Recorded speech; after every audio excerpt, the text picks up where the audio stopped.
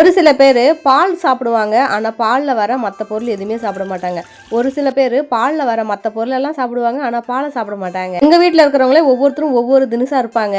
ஜெயக்குட்டி வந்து பார்த்தீங்கன்னா பால் சாப்பிடுவான், ஆனால் வந்து மோர் தயிர் சாப்பிட மாட்டான். குட்டிமாவும் அப்படிதான். குட்டிமா பால், அதுக்கப்புறம் மோர் சாப்பிடுவாங்க, ஆனால் தயிர் சாப்பிட மாட்டாங்க. நான் வந்து பார்த்தீங்கன்னா டீ சாப்பிட மாட்டேன், ஆனால் தயிர் பாலில் வர எல்லா வெரைட்டியுமே நான் சாப்பிட்ருவேன். எங்கள் வீட்டுக்காரரு தயிர், மோர், டீ, காஃபி எல்லாமே சாப்பிடுவாரு, ஆனால் நெய் சாப்பிட மாட்டாரு. ஒரு சில பேர் அந்த நெய்யோட வாசனை, அந்த தயிரோட வாசனைலாம் பார்த்தாவே மூக்க மூடிட்டு போறாங்க. நான் பால்ல இருந்து வர எல்லா ஐட்டமும் ஒன்று விடாம சாப்பிடுவேன். டீ மட்டும் தான் பிடிக்கிறது இல்லை, ஆனால் டீக்கு பதிலாக வந்து காஃபி கொடுத்தா குடிச்சிருவேன். இதனால பால் வாங்கி அப்படியே ஃப்ரிட்ஜில் வச்சுட்டேன். சரி, அதை வேஸ்ட் பண்ண வேணாம்னு சொல்லிட்டு பால் கோவா மாதிரி ரெடி பண்ணிட்டேன். இல்லை ஒன்றுமே இல்லைங்க, பால் சர்க்கரை இது ரெண்டுமே சுண்டி நல்லா காய்ச்சி திக்கா வர வரையும் நம்ம கைவிடாமல் கிண்டிகிட்டே இருக்கணும். இதை வந்து மில்க் கேக்குன்னு சொல்லுவாங்க, ஆனால் இது செய்ய ரொம்பவே பொறுமை தேவை. நான் இதில் வந்து பார்த்தீங்கன்னா கைவிடாமல் அடிப்பிடிக்காமல் நல்லா கிண்டுன்னு கிண்டி கடைசியாக வந்து பார்த்தீங்கன்னா பாத்திரத்தில் ஊற்றி வைக்கும் போது அந்த பாத்திரத்தில் லைட்டாக வந்து நெய் தடவாம விட்டுட்டேன். அடுத்த நாள் அது எடுக்கும் போது அவ்வளோ கஷ்டமாயிடுச்சுங்க, எடுக்கவே முடியல. இதை நம்ம செஞ்சு ஒரு 5-6 மணி நேரமாவது இது டிஸ்டர்ப் இல்லாம ஒரு ஓரமா வச்சிடணும். அப்பதான் உள்ள ஒரு கலரு மேல ஒரு கலருன்னு வரும். நிறைய டைம் வீடியோ எடுக்காமலே இந்த ரெசிபி செஞ்சிருக்கேன். சேஃப் வந்து அவ்வளோ சூப்பரா வந்திருக்கும். ஆனா இன்னைக்கு வந்து பாத்தீங்கன்னா வீடியோ எடுக்கும் போது நல்லா சொதப்பிடுச்சு.